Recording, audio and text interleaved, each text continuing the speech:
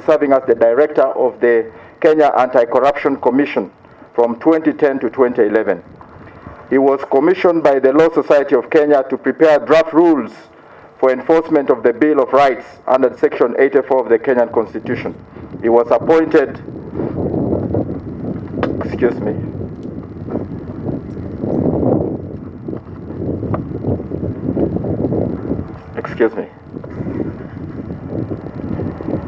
He was appointed by the President of the Republic of Kenya to serve as Secretary to the Constitution of the Kenya Law Review Commission.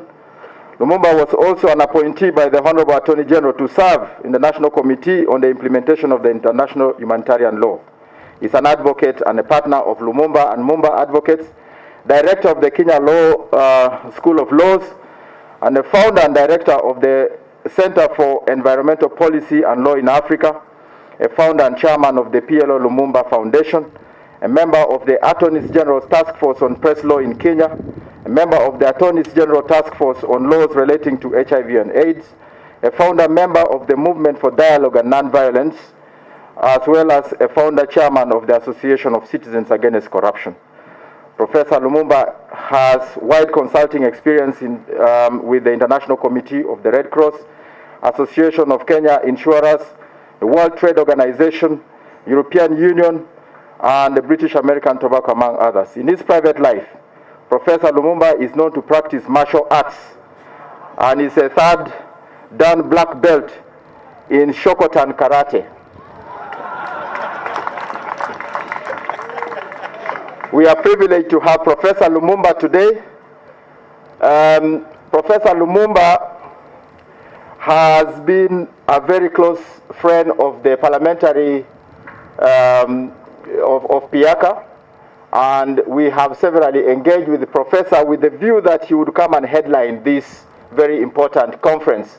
We are happy that even when we postponed twice this meeting, Professor Lumumba allowed to adjust his program so he could fit in and be able to be here to present, to make that his keynote address. Ladies and gentlemen, without wasting time, allow me to invite Professor PLO Lumumba to make his speech. Karibu sana. The Deputy Speaker of the Parliament of Uganda, the Speaker of IALA, Cabinet Ministers here present, Members of Parliament, and also to mention the Mashariki Fest of my good friend Tendo, who was very key in coordinating and midwifing my presence here this afternoon. Let me say that I am honored and privileged to be asked to share my thoughts with you on the subject, the role of parliamentarians in the integration process. When one is asked to deliver a keynote speech of this kind, particularly in the presence of His Excellency, the President of the Republic of Uganda, who is an East African, as he'll have occasion to tell you, one can be pretty reticent, but I'll not allow myself to be. I will allow myself to share my thoughts by way of going back to the past, but without repeating some of the nostalgic moments that were so very ably articulated by my good friend, the Right Honorable Amanya Mushega. But yet, in the context of what is happening now, it is important to remind ourselves that when we are talking about integration as we are now, we are talking about integration of the post-colonial era. And many will remember that the countries that we so cherish today are the products of a very harsh reality of European powers in 1884 and 1885, which means that the boundaries that we are so fond of are artificial boundaries. And their artificiality has been articulated by the testimonies we have heard from members of parliament who live on the borders of our countries. And it is instructive that even as we were reclaiming our independence, some of the founding fathers of the African nation were very conscious that if Africa, and indeed East Africa, were to thrive, then it was necessary that we act as one. We will remember the very well publicized desire by the late president of Tanzania, Mwalimu Kambarage Nyerere, that the independence of Tanzania or Tanganyika then be delayed so that Kenya, Uganda, and Tanzania would regain their independence as one country. Those were, in my view, the embryonic stages of the desire for an integrated East Africa. You will also remember beyond the continent of Africa, the conference of the Organization of African Unity in 1963 in Addis Ababa, Ethiopia, and the subsequent conference in Cairo in 1964, where the doctrine of the inviolability of inherited boundaries was embraced in the hope that we would integrate and that those boundaries will merely become administrative boundaries. Those of you who are a little older will also remember that sooner had we settled in, then East African community as we then knew it started the process of integration, which culminated in Kenya, Uganda, and Tanzania acting and serving under the East African community in 1967. Testimonies have already been given of those golden years. We have heard stories about how good the East African Railways was. We have heard how it was possible for a Ugandan to work in Kenya and how possible it was for a Kenyan to work in Kasese and for a Tanzanian to work in Uganda and for a Kenyan to work in Tabora. We celebrated those institutions. We have been told about the postal union, the telecommunications. We have been told about the East African Airways. We will remember fondly the University of East Africa, how it was easy for a Kenyan medical student to study in Mulago and for a Ugandan student to study law at the University of Dar es Salaam and for a Ugandan student to study engineering at the University of Nairobi. We are all nostalgic about those days. We then ask ourselves why it is that recognizing the value of unity as we do and as we appreciate, why is it that in 1977 our countries went out? What brought about the centrifugal forces that saw Uganda go its way, saw Kenya go its way, saw Tanzania go its way, so that we were disunited? Commentators, whether they are politicians or political scientists or just idle speakers, would say many things happened. Some would say that it was ideological differences of the leaders of the day. Some would say that there were forces from outside of the continent whose desire is that we remain in a state of disunity. All those assessments are possibly true. But even after we had lost our opportunity for deepening our unity in 1977, it cannot be denied that the desire for unity and the desire for the East African community always remained alive. And that is why, therefore, when in 1999, the movement to re-establish the East African community came alive, it was at once sentimental, at once nostalgic, at once visionary, and I'm glad to say that it happened in the presence and through the joint midwifery of the President of the Republic of Uganda, Yoweri Kaguta Museveni. He remains one of the midwives at that time. He is the only one who is still alive to give us a true testimony of the thinking of the day.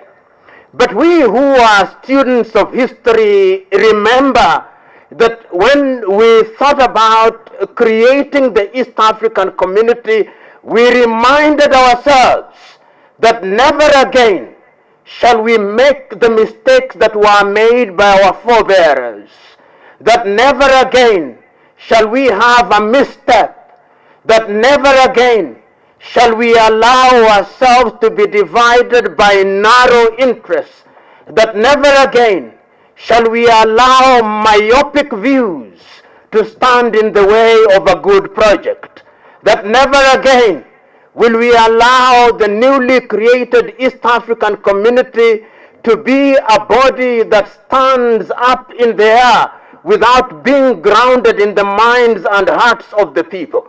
And it is in my understanding that the treaty under whose aegis the East African community is now rested is designed to ensure that the people of East African community is indeed located not only in the hearts but in the minds of the people of East Africa.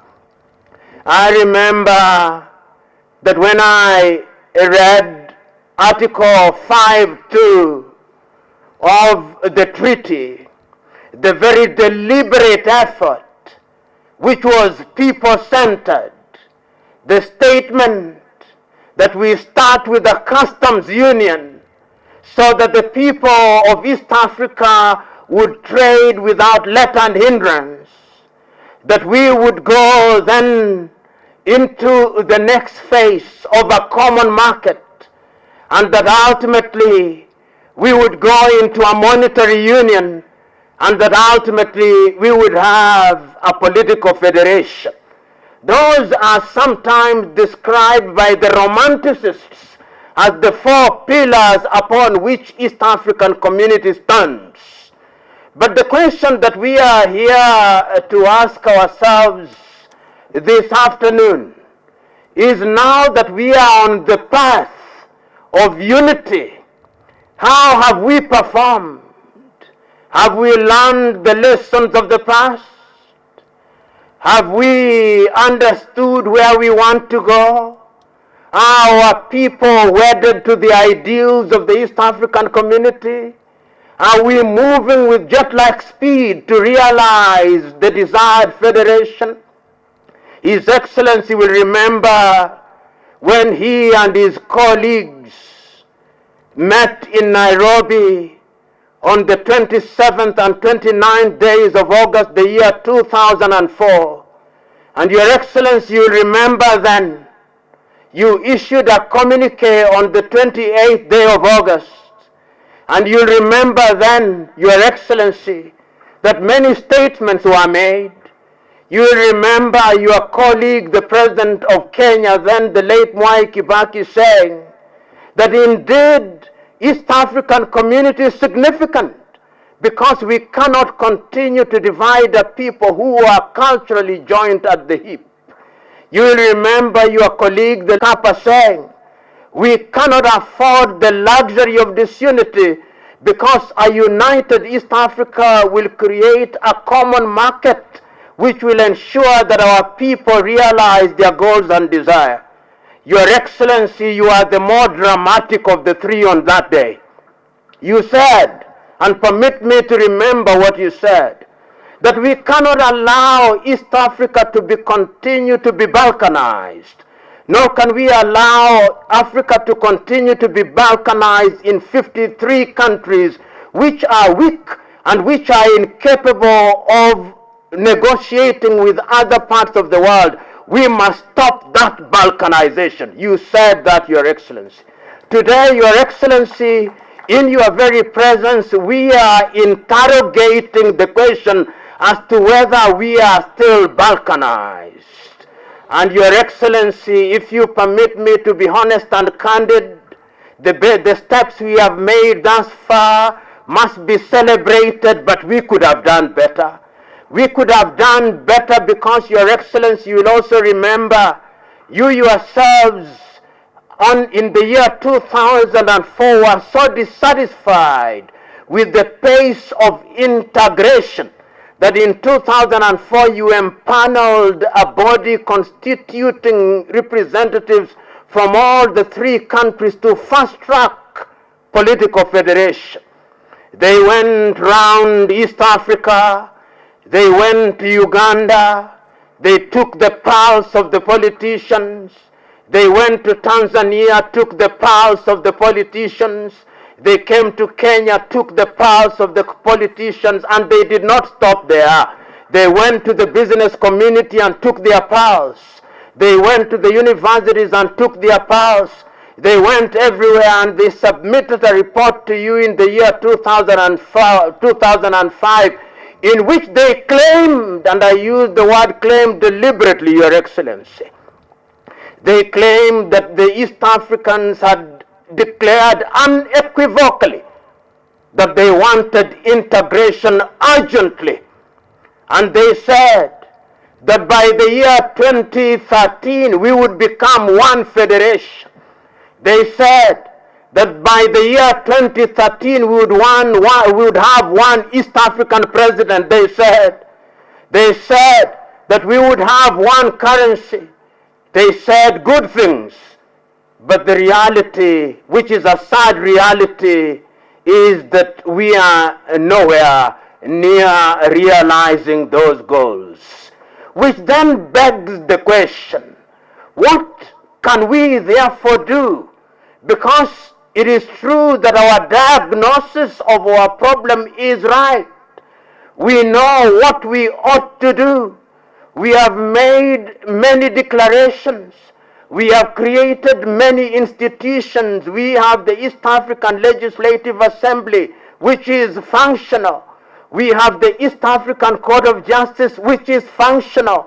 We have other institutions which are functional. But yet there is a sense in which we have not made the nuclear decision.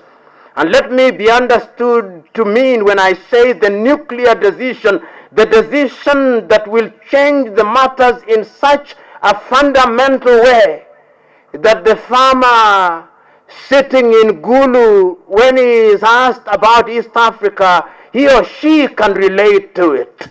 The nuclear decision that will ensure that somebody sitting in Iringa can relate to the East African community. The reality that when somebody is sitting in Meru in Kenya will be able to identify with the East African community. That is what we are looking for. And today we are assembled here to interrogate ourselves. We are assembled here to ask ourselves uncomfortable but necessary questions. We are assembled here to ask ourselves what then it is that we can do to move the agenda forward, and to move the agenda forward in a manner that is conscious of the fact that if we don't expedite the process of federation, the process of unification, then we will become sitting ducks for those whose diabolical intentions and scheme not only require but demand that we remain in our state of disunity. Your Excellency, you will remember several years ago, you said, when we were talking about East African community, and you are talking about the insignificance of our small markets. If my memory serves me well, and it normally does, Your Excellency, you asked, why should Kenya say that it has a big economy? Bigger than what? Why should Tanzania say that it has an even slightly bigger economy than Uganda, and Uganda say that it has a bigger economy than Sudan? Your Excellency then said, that is an exercise in futility. It is three dwarfs trying to argue which one is taller than the other. They are all dwarfs, even if one is taller than the other. I'm submitting to Your Excellency that we cannot continue to be dwarfs. If we are dwarfs, the growth hormone, the steroid that will make us grow taller is federation. And I'm submitting that we have the intellectual wherewithal, because we remember that a federated East African community will be a building block for a federated Africa. And I am aware that we have now expanded. The Democratic Republic of Congo is now with us. I'm aware that South Sudan is now with us. I'm aware that Rwanda is now with us, that Burundi is now with us. I'm also aware that the Somalis have also indicated their desire to be with us. We are some kind of magnet that is attracting others. But before we consolidate, what then is it that we can do? Because, Your Excellency and honorable members here present, we must remember that as we are talking about Federation of East Africa, there is no shortage of individuals out there who would not want us to unite. If you did not know, but I suspect you do, there is a new scramble for Africa. That scramble for Africa requires and demands that Uganda remains alone, that Tanzania remains alone, that Kenya remains alone. The only way in which we can immunize ourselves against the diabolical machinations of the new scramblers for Africa is our unity. And I'm submitting to us that you who are members of East African community, and members of the East African Legislative Assembly, what is it that you can do? You must constitute yourselves into... Go out there with zeal. It is not the shortage of protocols that we have a problem with. It is not the lack of clarity of treaties that we have a problem with. It is our commitment, it is our desire to go out into our villages and hamlets and to ensure that we have men and women who, when they go to Arusha, they are missionary, they have the missionary zeal, and they are talking about East Africa. I now know that in the interim period, IALA members are elected by respective parliaments. I look forward to the day when that will be a thing of the past and you shall be elected by universal suffrage.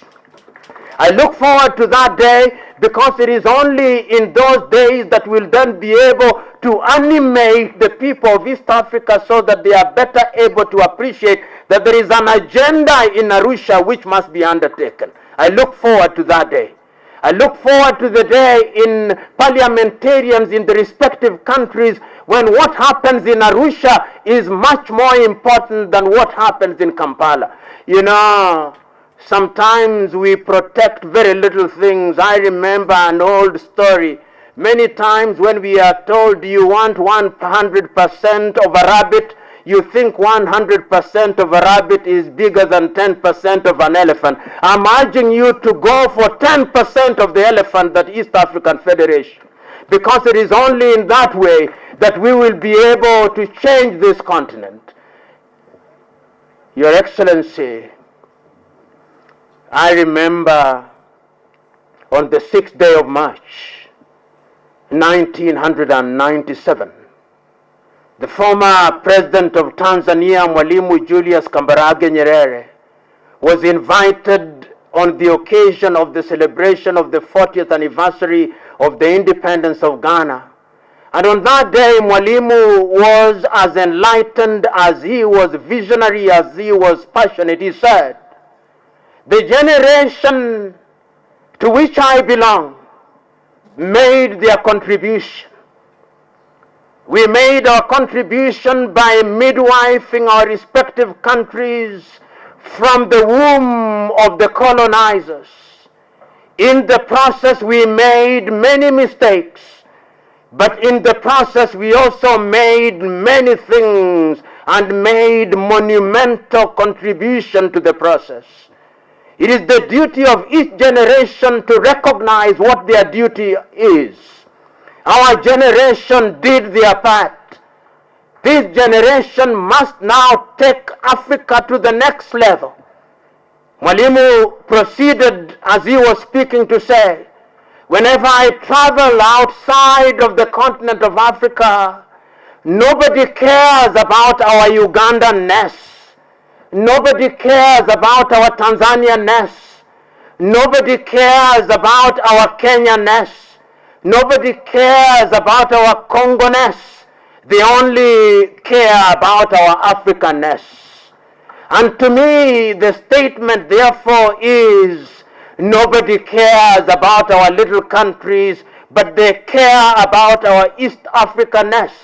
History has placed upon our laps the opportunities to make a change. And Your Excellency, as I conclude, because conclude I must, you are now the elder statesman in East Africa.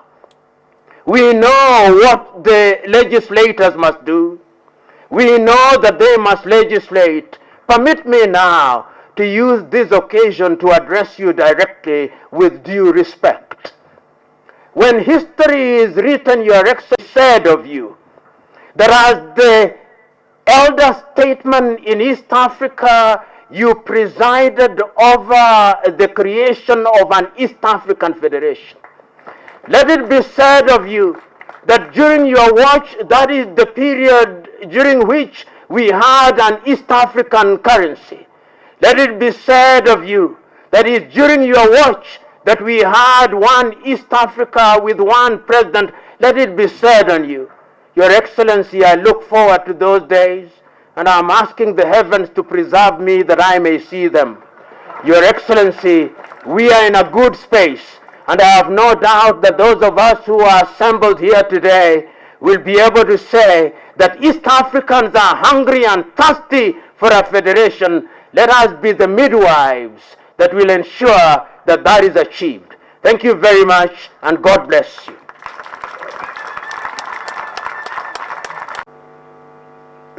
Africa can be united economically. I can economically be in the same group with the Egyptians, with the Moroccans, and so on. But politically, I would like to be in a unity, where people are either similar or linked or compatible. I don't want a country where there are incompatibilities. And I think East Africa can be a perfect example, because with Swahili, with our old linkages, we already have these linkages, the old ones, the ancient linkages, plus the Swahili, we can have a very powerful union, better than the European Union, because the European Union has got limits, because they try to be like the United States, but the United States united around the English language. European Union have German, have French, have what, they all, nobody is willing to surrender to the other. But for us, apart from the foreign languages, English and French, we can have Swahili. And our union will be much easier and very, very powerful. So thank you very much for calling me, so that I can also tell you. Now, Lumumba wanted to say that Museveni's watch. If people were listening to Museveni, we would have had a federation long ago. So you go and convince your new government in Kenya, and you see we shall be able to, we can move. Because these Ugandans have said I should be here for another 4 years, I'm still around. So you can use this window with the new government in Kenya and we move. And I discussed this with Marimu, I can tell you this. I discussed this with Marimu, and we agreed that if for some reason some of the countries have got a problem, they can't move on the federation, then the ones who are ready to move. What we call variable geometry. So that one I totally support. It's not correct for the ones who have a problem to veto the ones who want to move. Because when Marimu was frustrated with our groups here in 1964, with Karume, they formed Tanzania. And it's there. And it has helped a bit. You can imagine what would be the case if Tanganyika was separate, Zanzibar was separate. They share the water, the continental shelf, the what, all that. There would be a lot of complications. And as you know, Zanzibar is very small. Now you find many Zanzibaris now in Tanganyika. They have got more opportunities. So it was good that Marimu and Sheikh Abed Aman Karume moved while the others were dragging their feet, giving. You can be sure if that union had been formed in 1963, there would have been no problem in Burundi because East Africa could stop it. There would have been no genocide in Rwanda. There would have been no Idi Amin here. Even Somalia wanted to come in, by the way, that time. These problems you see in Somalia would not be there. Even Congo, because East Africa, if we were together, we would help. South Sudan, we would have helped them long ago. So it was a very big mistake, a very big historical mistake to miss that moment of 1963. True quarters. And do damage to us when we cannot reach them. So that's why we say, we, the NRM, all these years, we said no. For us, economic integration is not enough for East Africa. It must be political, economic integration, but also political integration. Because with the political integration, then you have one army. You have one army, you have one defense system. East Africa can plan now, We can go to, because the Indians have gone there to ask the Americans what they are doing there. What are you doing here? This is our heritage. It's ours, all of us. The Russians have gone there. The Chinese have gone there. The only ones who are here are the blackies. What did they call the Africans? Negroes or what? What did they call them? They are the only ones who are here. In fact, all the other races have gone except the Africans. They are the ones who are really content on earth here. This is very risky. This is criminal. This is criminal. To say that we are leaders and we don't see this and we are just here, Excellency, President, Madame, Excellence, Madame, Mademoiselle. In the African Union, you go there, you see Banani.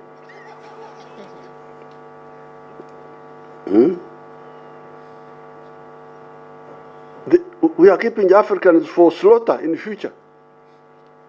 Like looking after cows, then at some stage they are slaughtered by the one who wants to slaughter them.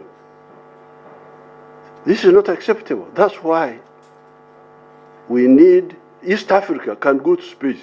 East Africa. You can go to space. You Americans, what are you doing here? Mukora Chiwano. Eh? We have also come to see what you are doing here. So, that's why Ngoga correctly captured number 2. Number 2, integration is to deal with the issue of strategic security. Otherwise, it is really, because you the generation of Africans, you are going to be like the African chiefs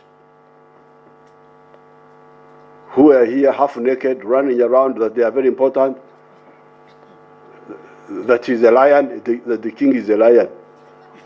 A lion, whom do you eat? He only eats.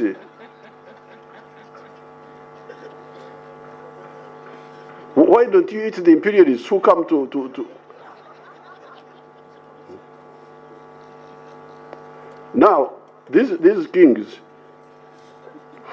I have had a long problem with them, because remember, your ancestors were here. In their ignorance, well, all right, we were here with our small kings. In Ankara there, we had a small king, but the Banyankuru thought he was a great king. He was Rubambansi, the control of the whole world. They thought that Ankara was the whole world. Rubambansi, Mgabe Nyakusinga. So we had these little kings here. Here, in Karagwe, Buganda, Bunyoro, all these little kings were here. They didn't know much, so you can't blame them. But the problem is that when I hear a rumor that some of you are Christians. It's not confirmed, but there's some rumor that. Now, if you are Christians like me, you would have read the book of the Acts of the Apostles, the journeys of St. Paul, those places where St. Paul was passing, Ephesus, Galatia, Corinth, and all those places. Some of them are now in a country that did not exist at the time of Jesus. This country is called Turkey. This Turkey you see now. It was not there. The Turkish captured Constantinople in 1453. Captured it from the people who were there, the ones whom St. Paul was talking about, the Romans. Now, when they captured Constantinople, they blocked the overland route to the east. So the Europeans could not get spices, especially, which they needed for winter, for preserving food. That's how the Europeans started expanding, looking for an alternative sea route to the east. The Portuguese, 1473, they got where Sierra Leone is now. 1482, a man called Diego Cama got where Angola is now. 1487, a Portuguese man called Bartholomew Diaz got to the Cape of Good Hope. That's how they call it, the Cape of Good Hope. And then 1498, Vasco da Gama went around the Cape of Good Hope and landed in Natal on Christmas Day. That's why they called it Natal. Now, that's why my problem with the kings starts. When Vasco da Gama went from Natal, he passed by Mombasa, he bombarded Mombasa, he continued to India.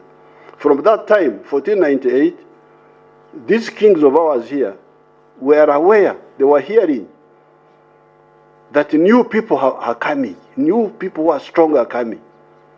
But they were just here, just not bothered. You can imagine, Vasco da Gama went around the Cape 1498. The first white man to come to Uganda was Huntington Speke in 1862. You calculate, this is a difference of 364 years. These kings are just seated here, not bothered to find out what's happening. And information was coming from the coast until the Europeans came and caught all of them like grasshoppers here. All of them were captured. Mwanga, Kabarega, all these little pharaohs who tried to resist, they were captured like grasshoppers. So, is our generation going to be like that? Like those kings? Because you have heard that somebody is in space, he's looking at you from there.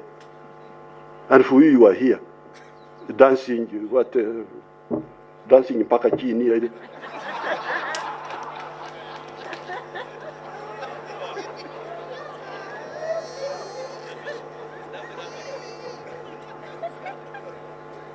Really, that's all the leaders are doing. When your people are here, and you know very well what happened to people when they are conquered. The good thing with the Africans is that they don't die easily. This is the good thing about Africans. If you go to America now, and you look for the Red Indians, they are not there. They disappeared. What they call Americans now are new people who came and took over the land of those Indians. Europeans who went and took over the land of the Indians. In South America, it's the same thing. Here, we refuse to die. That's why we are here. But is that going to be the case tomorrow? How can this generation of what they call leaders accept Africa to lag behind again? So that's why, number two, strategic security compels us to go beyond economic integration to also political integration, so that we can have a safe security formula to guard ourselves against anybody. The Chinese, they are moving. You have seen the Russians, what the Russians have been able to do with their friends, the Americans. You have seen what's happening there.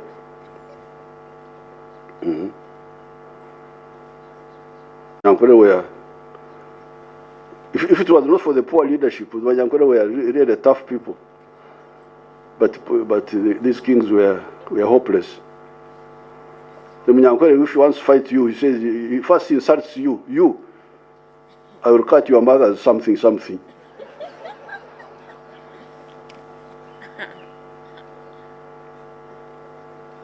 Then you know that he's serious. We are not serious. Now, finally, but these people, we are begging you to integrate. Because we are begging you. The NRM, I have been, so now almost from 1963.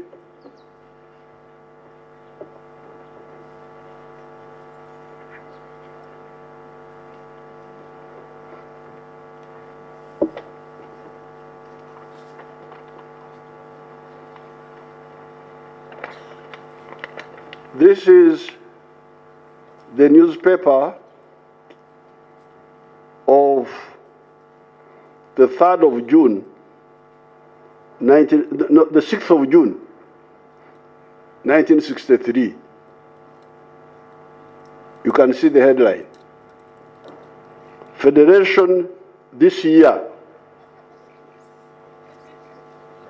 Top level meeting of Mwalimu, Nyerere, Obote, Kenyatta, they are all here. You take this gift to the Speaker, to the Deputy, Right Honorable Deputy Speaker. And then here, there was also another meeting in Mbare. This was some years later. You take this to... Oh, you have another copy? Give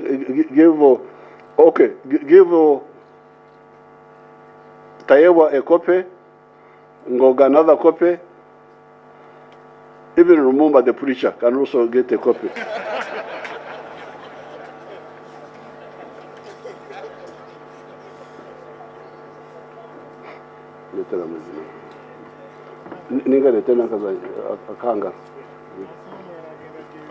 So,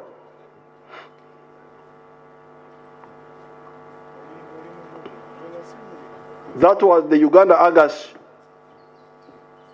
of June 6, 19.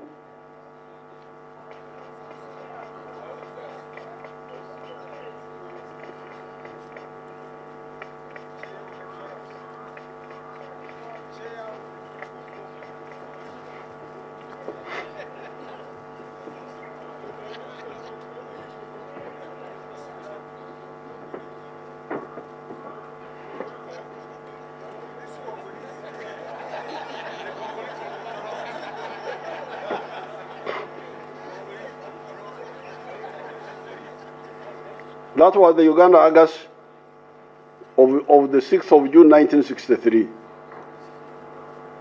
That's when I became a follower of Mwalimu Nyerere. From that time. Now, Mwalimu Nyerere was so much committed that people say, oh, Nyerere wants to be president of East Africa. That's why he's, very low-minded people. So now, Mwalimu died, he went to heaven, you are here with your problems.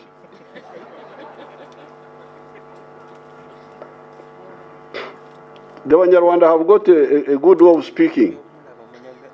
These dialects are similar, like Kinyarwanda, Kirundi, these ones here. Kinyankore. The Banyankore, when somebody has died, they call him Karubuti, the one who died. They don't say his name, they say Karubuti. But the Banyarwanda say, Nyakwigendera.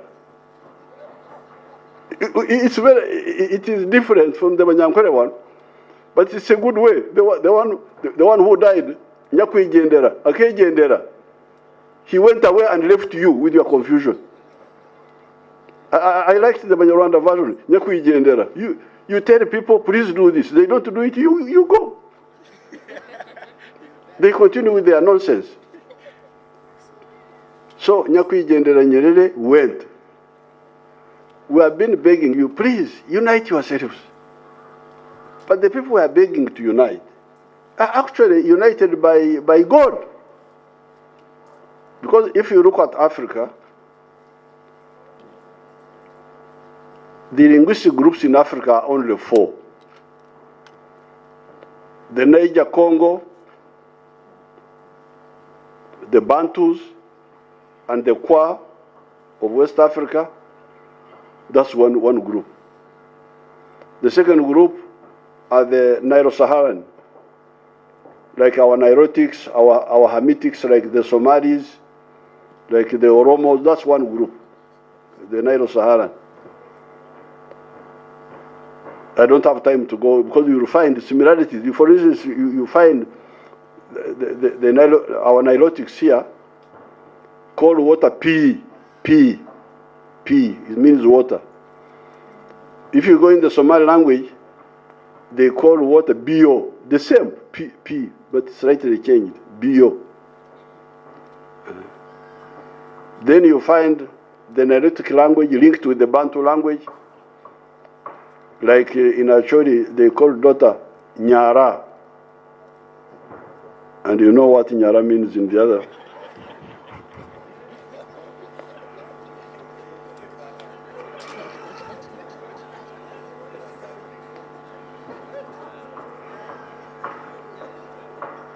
Then you have, so these are the second group. Then you have the Afro-Asiatic, the Arabic and Amhara and Tigrinya, and then the smaller South African group, the Khoisan. These are the four groups. But fortunately, for East Africa, there is a neutral dialect apart from these linkages. Because, like for instance, if you take like Runyankore group from Ukerewe in Mwanza, all those groups, and Kigoma in Tanzania, and Burundi, all those speak dialects which I can listen to without translation and know what they are talking about. Kinyarwanda, Kirundi, Kiha, Chikerewe, Kizinza. I don't need translation. All the way to Lumumba's place, Professor Lumumba, the Luya. I can hear what they are saying, know many of the things they are saying. When I visited the Vice President, Mudi Awori, I visited Mudi Awori, the former Vice President of Kenya. The women came singing, Ingula Mlango, Museveni Yizire. Now, how could I fail to know that? Igula Mlango, Museveni Yizire. Igula, open. So apart from those linkages, we are lucky to have this dialect, which is neutral, doesn't belong to anybody, called Swahili. Swahili is a dialect which doesn't belong to anybody. We can use it in the whole of Africa.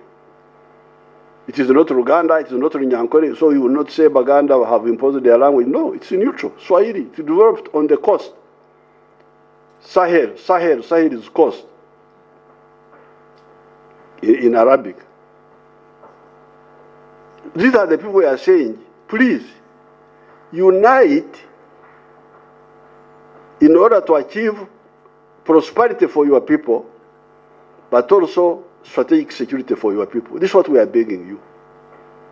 Mariam begged you until he went away. Huh? Oh, no.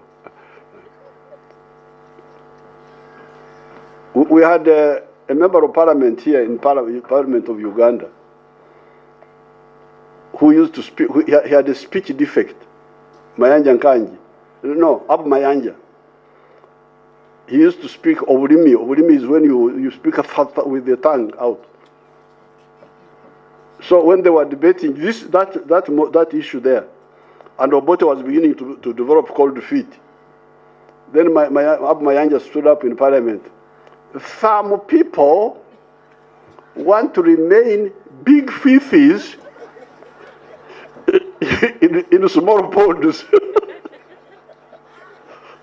So, this problem of wanting to remain big fish in a small pond, that's what I remember I was talking about. Getting a hair instead of 100% of a hair instead of 10% of an elephant. That's what you are talking about. So these are the people we are begging you to. So what are really the factors? Why can't people see what is so good for them? I think in your analysis, you needed to notice what many of the actors are not wealth creators. They are not part of the wealth creation. Many of the actors are wealth consumers. They are the ones, the bureaucracy say what. They consume wealth, but they don't produce it. So they don't know the challenges of wealth creation. Because if you are a wealth creator, you would know the importance of the market. Market internal, market regional, market international. Germany, this Germany you see now, by 1871 was not one country. It had 39 kingdoms. Prussia, Saxony, this one, Bavaria, 39 of them. And there were kings, small kings there. But there was a big business group in Prussia called Junkers. They are written as Junkers, but they are pronounced as Junkers. These were big producers. They would produce a lot of, I don't know what, whether it was wheat or I don't, you can do the research. They were big producers, and they had a problem of market to sell, like we're having now, what you call the non-tariff barriers, LTBs.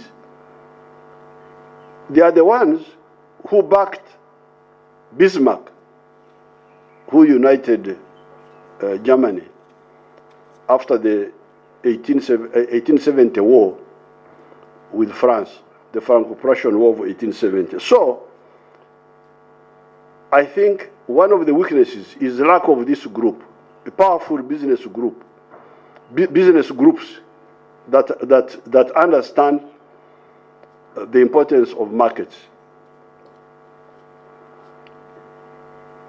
And then we have got the bureaucracy. Bureaucracy, for them, they just eat what is on the table.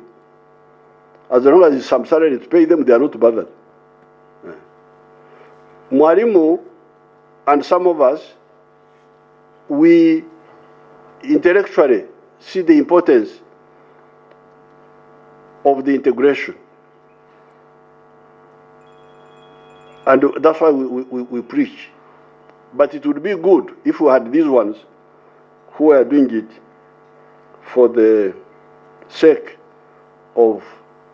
Now, the other people, like the Maasai, Ngoga talked about, the border communities. The border communities, the traders, the small people, the ordinary people, they see the importance. But they don't have power. They don't have power. Like those Maasai whom he talked about. This is the same problem all over all these borders. All of them, these borders are an oppression of the people of the border. They are oppressed. In there, I have my relatives in Karagwe, Tanzania. They are there. The other time, one of my clansmen died in Tanzania. And I had to ring His Excellency Chikwete. Can I go and... they had already buried him. So can I go and put a flower at his grave? So I went, and when I arrived there, the regional commission, the whole government was there. It was a diplomatic situation. We should really... This is not fair for these border people. All these borders, from the border Katuna, you find Bachiga on the other side, Bachiga on this side, Chisoro, Chinyarwanda speakers on this side, Chinyarwanda speakers on the other side. Then you come to Kasese, you don't know who is a Congolese and who is a Ugandan.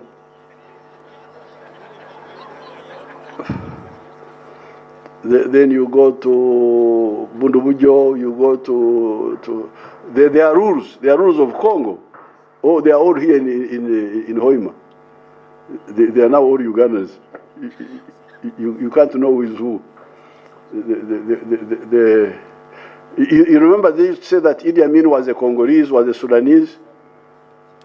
This is because Idi Amin's tribe, the Kakwa, are more in Congo and in South Sudan than even the ones in Uganda. Then Madis, you know the Madis. You remember there was a big man in South Sudan, Joseph Lagu. Is he still alive? Is he alive, Joseph Lagu? He's alive. That man is a Madi like these ones of Uganda. Like, oh, do you want to know how Madis look like? My daughter-in-law stand up and they see how Madis look like. Aniko, she's a Madi. Then there are Choris, then there were the what do you call the Busia people, the Samia. We had Mudi, our vice president in Kenya, and Agurewor wanted to be president in Uganda.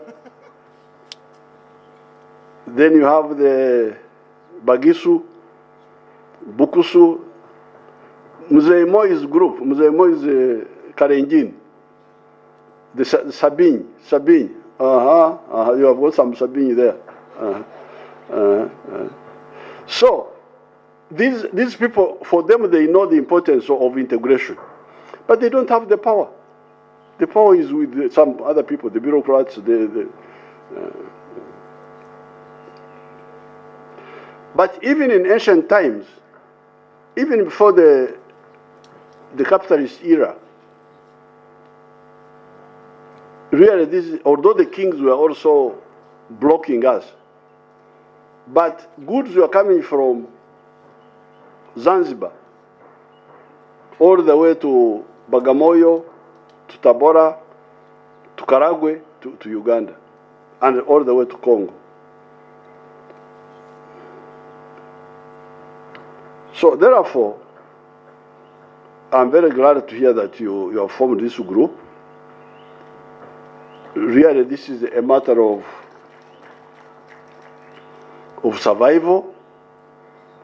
If you want Africa to be like Latin America, that option is there. 300 years from now, I don't know what will be happening, whether the Africans will still be around or what. Or Africa would be a very powerful place. And East Africa is the one with the best chance. There was a debate between Mwalimu and Nkrumah about having the union. Nkrumah wanted to have the all-African Union government. He wanted political integration of the whole of Africa. But